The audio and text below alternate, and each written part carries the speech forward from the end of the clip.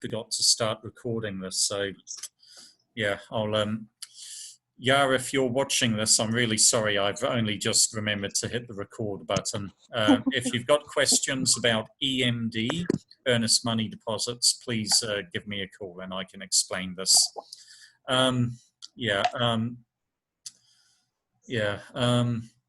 So that's one way to make sure that people are serious bidders.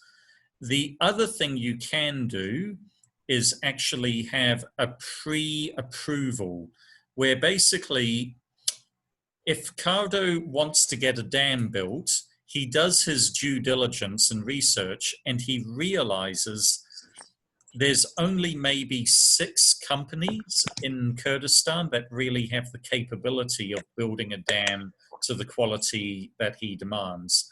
And he sends out a personal tender invitation letter to those 6 companies rather than actually putting it on the internet. That's another way of doing it. And if you've got a reputation of being a corrupt contractor who ups and leaves, you don't even listen to their tender.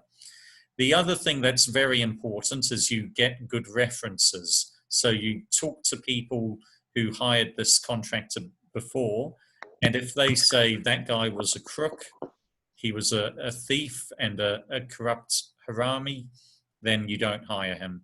So these are different ways that you can actually cut down on corruption. Does that help, Saba? Yes, sir. Sir, I have another question. Yeah. So what do you think qualifies a person? I know mostly engineers become contractors, but I think not all contractors are engineers, right? Well, like it depends on the project. It really does. But I think that's I don't know if that's a really good thing, because shouldn't it be someone who knows what they're doing instead of a company that's just going to provide the money and the resources? Yeah. So it will depend on what the contract is. Now, for something like building a dam, if all the design work is done, I don't know. I would probably say that they need to have someone with a little bit of engineering background in the company to supervise the work. But they could subcontract that out. They could hire their own designer from a design consultancy to be a subcontractor to them and put that in their price. But just because you have a bachelor's degree in engineering doesn't mean you're qualified to do this work. You need to have... Why not? Because you need to have some experience at building dams. How do you get experience if you never... like you need to work with working dams and then... Yeah.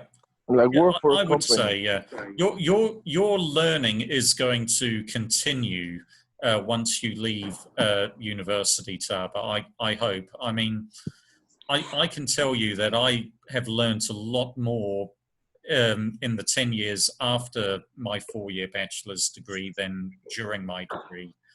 And I'm a much better engineer now than when I first left university. So yeah, for sure. But sir, yeah. Does that mean that anyone can be a contractor as long as they have the money and people around them? Yeah, it does depend on what they're contracting for.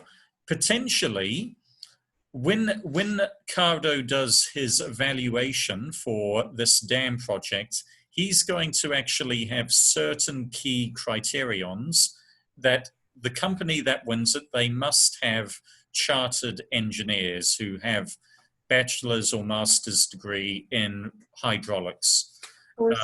And so he might insist on that because he knows it's a fairly technical project. So, but yeah, it's up to him on that. He's the one rewarding the project. And there usually is pre-approval and requirements like that. Mm-hmm. There's some when there's a tender Yeah, from the bidders, sometimes it's required that they should have done similar projects, absolutely. Yeah, previous experience is previous huge. experience, and Yeah, ongoing projects, and the budget they have yeah, for their yeah, financial. yeah. I mean, I actually got a job offer a few weeks back. Um, there was basically the government is looking for a company to prepare tender documents. So they're actually tendering out the work to prepare documents for designing and building the Mateen Tunnel. So the Mateen Tunnel, this is a plan they have to basically build a great big tunnel from Dohuk to Barzan. So I don't know if you've been there and you've driven over the hills and gone past Amidi and places like that. But Yes. there's a plan to build a big tunnel through that mountain. It would be about 4 kilometers long, and it will mean that Barzan would only be 10, 15 minutes away from Dohuk. It will basically it'll improve transport considerably. Now, they're looking for someone to prepare tender documents for this at the moment, because they basically can't do this in-house. As I said, the standard of project management is very poor in Kurdistan, and the Ministry of Transport, they say we just don't have the expertise to do this. Now, this company said to me, would you actually like to work for us and be the one driving this tender? And I said, no, I have absolutely no experience in tunnels. I've never built a tunnel in my life. I'm the wrong person. But if it was something like dams or water irrigation or bridges, I've got a lot more experience in that. So I would feel much more comfortable tendering and contracting in that area. So yeah, experience has a huge part to play when you evaluate a tender. Okay, so thank you. Hey guys, one last thing. Why am I so strict on you on submitting your assignments on time? This is related to tendering, okay? Yeah. So when you submit a tender and the contractor says you must submit the tender by midday, 12 p.m. On the 7th of July or whatever, if you are a minute late, then that tender will not be considered. Why is that? Because they have to be good managers. Yeah, it's not only that. It is a question of professionalism, but it's also a question of corruption. Now, why? Because let's say that Cardo says you need to submit your tenders before midday on the 7th of July. And in the afternoon, Cardo, along with the tender evaluation committee, they're going to open all of the tenders. It's usually done in print, and they're going to begin evaluating it. And they open all of the tenders at exactly the same time. Now, what happens if that doesn't happen? What happens if Lausanne submits her tender early on the 5th? And Cardo opens it and starts reading it. And then Yvonne phones up and she's asking questions, and she's like, and Cardo says, well, I really want it to be under 101,000. That's what I've currently got. Yvonne is going to lower her price. Is that fair on Lausanne? Absolutely not. Yeah. And so this is actually a form of corruption, because you're not giving Lausanne, Yvonne, and Taba a fair go. So that's corruption. Sir, you said who's gonna lower their prices? The So, one who saw the contract? yeah, so if Ivan gets to look at through Cardo gets to look at Lausanne's contract earlier, she can change her tender according to Lausanne's tender. Maybe Taba is willing. She was going to submit a tender of 99,000.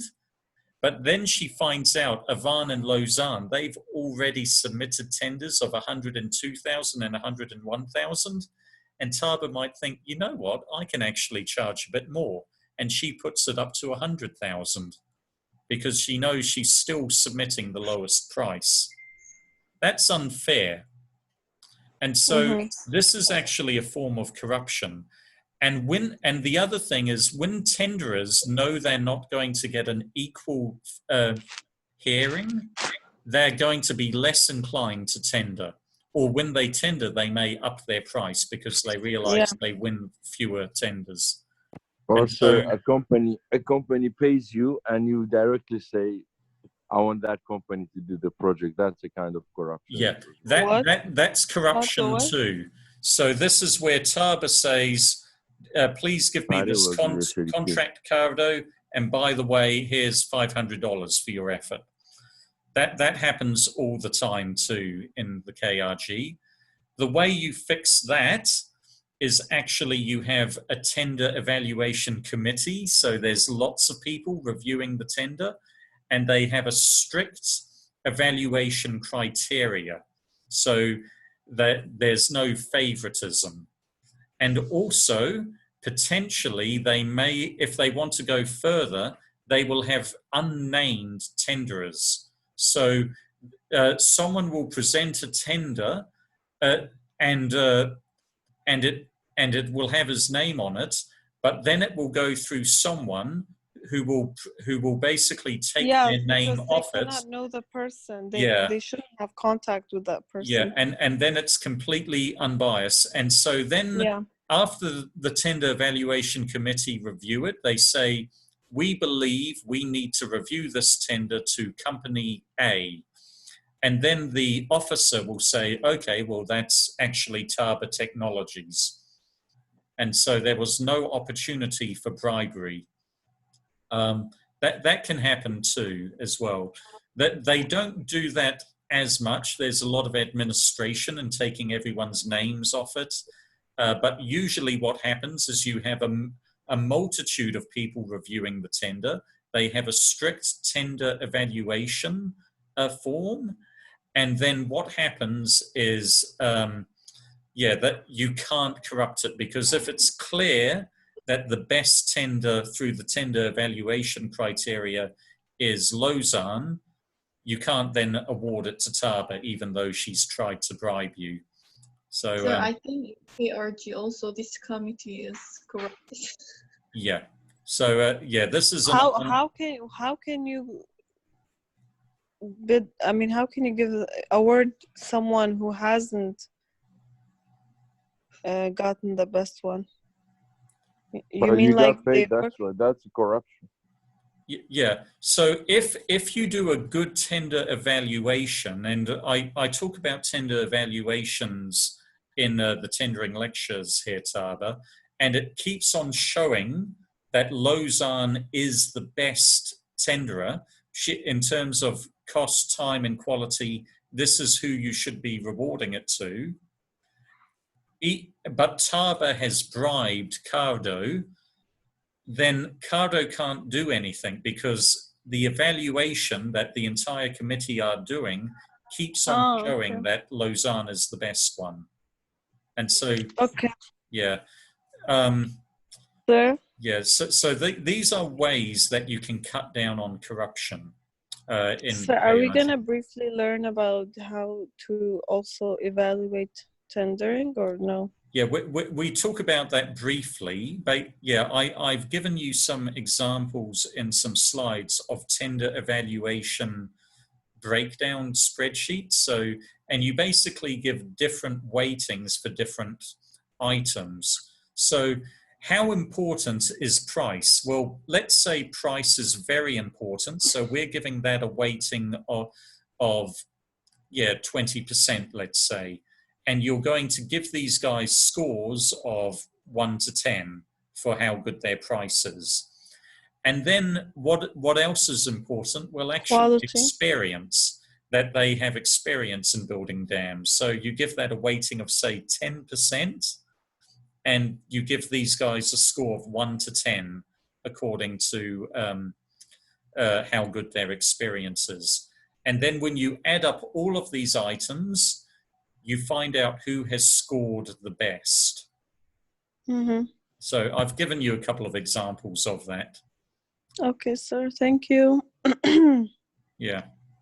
But tendering, there's a lot of room for improvement in the KRG with this.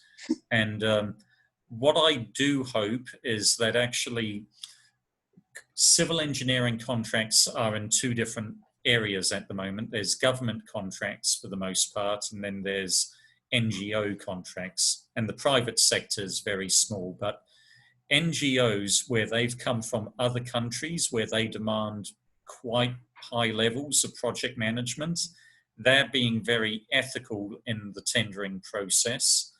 And I'm hoping that that will create a culture change in the KRG. That's my hope. But yeah, tendering is something that's done very poorly here, and there's a lot of corruption.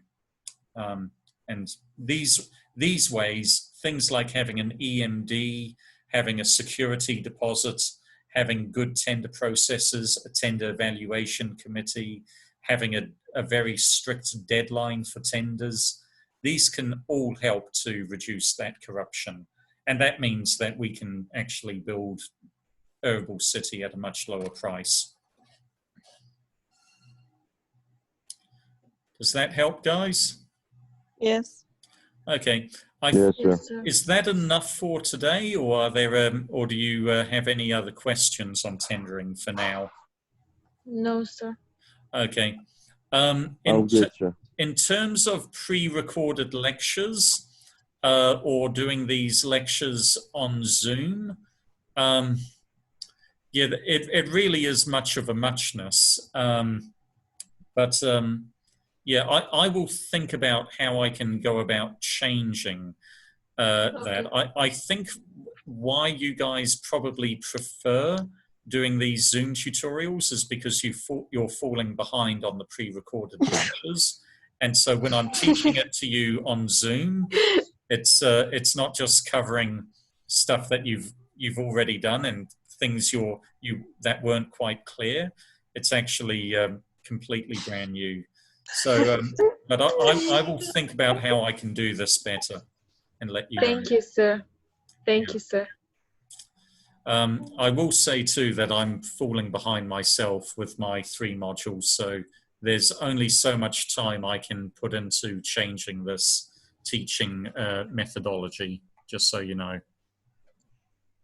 Okay, sir. Okay. Thank you so much, sir. Well, all the best Thank with you. catching up with tendering. If you have any questions, just give me a phone call or an email, and I can, yeah, there's no reason why I can't Zoom with you individually. Okay? Okay, sir. Okay. Have a good day. Thank you for your time. Thank you so much, sir. Have a good day. Catch you guys later. Thank See you. you. Bye. Catch you later. Bye. Bye-bye. Bye.